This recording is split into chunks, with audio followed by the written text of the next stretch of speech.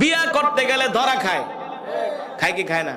কারণ তুমি আকাম কুকাম করে তুমি 1 নাম্বার মাইয়া পাইবে এটা জীবনও কল্পনা করো না। কোরআনে আছে কি আছে না? আল খাবিসাতু লিল খাবিসিনা ওয়াল খাবিসুনা লিল খাবিসাত ওয়াত তাইয়িবাতু লিত তাইয়িবিনা ওয়াত তাইয়িবুনা লিত তাইয়িবাত। কোরআনের কথা রে বাবা, আমার মুখের কথা না।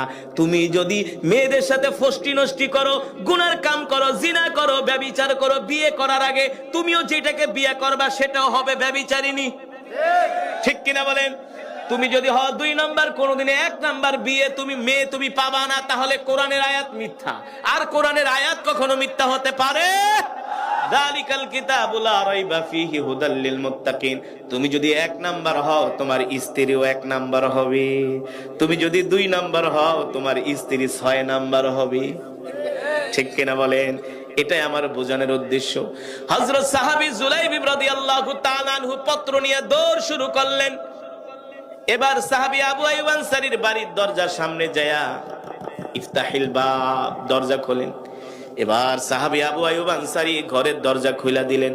দেখলেন তার ঘরের দরজার সামনে একটা ব্ল্যাক গোল্ড দাঁড়ানো। ব্ল্যাক গোল্ড বোঝেন তো? কালো সোনা। কি সোনা? আসলেই তো ব্ল্যাক গোল্ড। আল্লাহ রাসূল যাকে ভালোবাসতেন তার মতো কি কপালওয়ালা আর পৃথিবীতে আছে?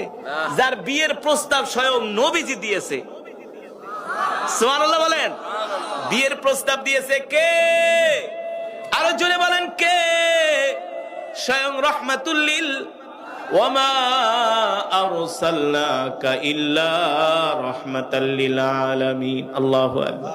যার বিয়ের প্রস্তাব দিয়েছেন স্বয়ং কলিজার টুকরা নবী রাহমাতুল লিল। এবার আবু আইয়ুব আনসারীর বাড়ির দরজার সামনে যেয়ে দরজা নক করলেন।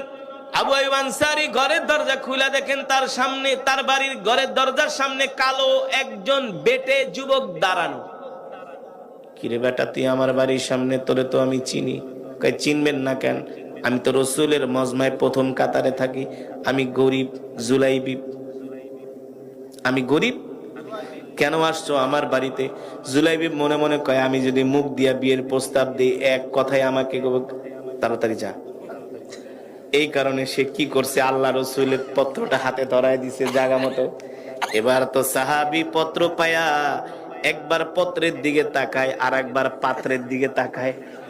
কয় কি রে, আমার মেয়ে হলো মদিনার সবচেয়ে সুন্দরী মেয়ে, যাকে বলা হয় হুরে মদিনা, কিন্তু এটারে পাঠাইছি কি পুরো একেবারে কালো সোনা। কি করবে সাহাবী তো এবার চিন্তায় পড়ে গেছে।